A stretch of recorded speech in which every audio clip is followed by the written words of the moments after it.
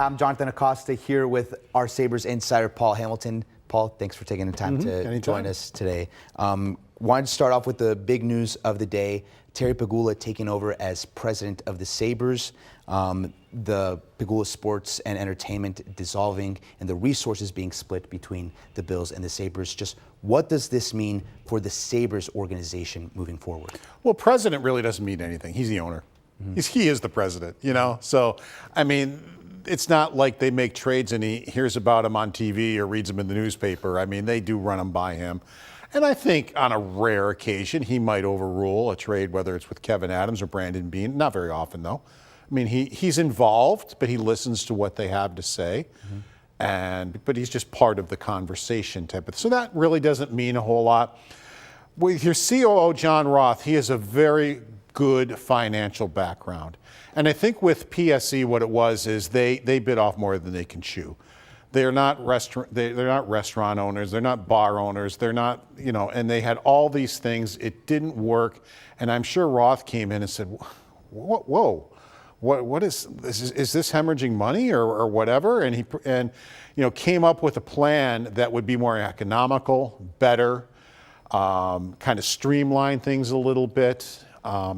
Now, I have a very good source that had told me that not too many people got laid off, which is a good thing, less than a dozen. Okay. So you're not saving a lot of money there, but you are, all right, you're a Bills employee. You're not here getting paid to do this, and you're not there getting paid to do there. You're a Sabres employee. The lines now are set. And I think that was one of the biggest things that came of this. So would you say this is more of an efficiency kind of with the way the two organizations work? And is there any reason to be concerned if you're on the Bills side or on the Sabres side about any of this moving forward? No. A lot of people make the jump, and I understand, he's selling the teams, one or the other or both. And if you actually think about it, though, it was just recently in the Buffalo News, he was talking about Roth, that is, about improvements they're going to make to the arena, which Terry Pegula has to pay for. That's not like the stadium, which is done by the county. Okay. So he has to pay for that.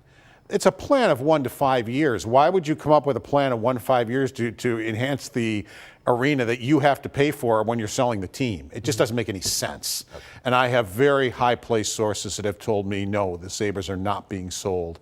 And I don't think for 1 second this was an idea, all right, we're going to sell the team type of thing. It just doesn't add up that it's being sold. And so with those kind of fixes and renovations that you mentioned, none of this impacts any of that timeline or anything, correct?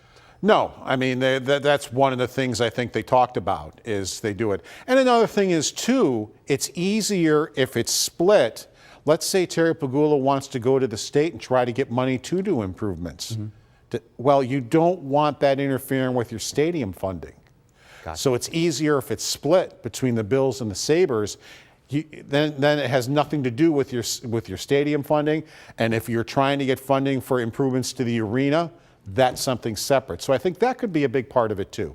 Okay, and let's take a step back to Sunday, the Remembering RJ event that happened in the KeyBank Center. Just what were your big takeaways from that event, and an event that I know a lot of Sabre fans were looking forward to? I thought it was a great event. I mean, they did a fantastic job with that. And the people they had there, great that Lindy Ruff was one of the first ones there. I mean, fans love Lindy Ruff. He was a coach here for so many years and a player here. And he's a great storyteller, and he has so many stories about RJ and those types of things. And he sincerely believes the Sabres are on their way. He compares his team with the New Jersey Devils very favorably to the Sabres. He loves the job Don Granato's doing and said so. But I have heard that in just other platforms too, where he's very impressed with what the Sabres are doing. So he's not mad because he was let go by the Buffalo Sabres. He loved it here. But he wants to see the Sabres do well. And as he told Don Granato, he said, look, RJ is going to help you through this. He's still going to be around. And Granato talked about how the history of the Buffalo Sabres, the players just hung on every word because they wanted to hear about the history of the Sabres because they are Sabres. And he said it made them want to be Sabres even more, listening to people like RJ. Do you think kind of the emotions with everything of these past couple of weeks in RJ's memory, is that going to be almost a motivating force, something that kind of helps propel the Sabres through this upcoming season? Granato said so, yeah. He goes, I can't wait for the players to get back and to talk about it. And he goes, it'll make them want to be Sabres even more, you know, to hear those things. And RJ's not going to be around anymore. And just to have, because they do talk about those types of things in the locker room. And, you know, how they feel about it, but yet maybe trying to win for him.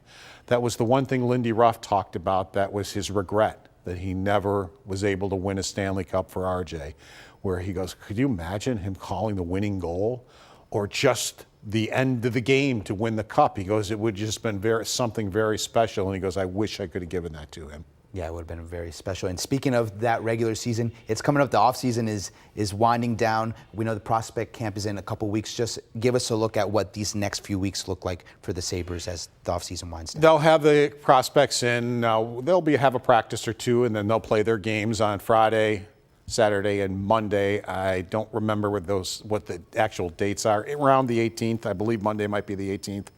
I just don't have a calendar in front of me. That's the Friday, Monday Saturday. Will be 18th, yeah. So that's the Friday, Saturday, Monday when they will play. And then training camp will open around Thursday-ish, right after that. And then you've got the first preseason game against the Washington Capitals coming up on the 24th in Washington. So away we go. Anything big to keep an eye out on these next few weeks? Well, not really. You know, maybe a Darlene or a power contract. A lot of folks thought that'd be done on July 1st, but it hasn't been done yet. There's nothing to worry about. I don't think that's stalled. I don't think Rasmus Dahlin is asking for a trade or whatever. It's a complicated type of a deal. Are you trying to make Rasmus Dahlin the highest paid defenseman in the league? Or does Rasmus Dahlin want to be the highest paid defenseman in the league? That type of negotiation. Does Owen Power want to sign for 8 years at his young age? Or does he want to sign for 3? And then maybe sign a higher contract after 3. Those are the types of things they're talking about. But believe me, and those players have both said it, they want to be Buffalo Sabres. They're not asking to leave. Don't worry about that there hasn't been a contract yet. I know a lot of people in Western New York are looking forward for the upcoming hockey season. Paul, thanks for joining us. We're going to catch up with you a lot more as the season comes close to us. We got the Bills coming up on September 11th and the Sabres right after them. Paul, Looking forward to it. Thanks. Yeah, sounds good. We'll see you guys next time.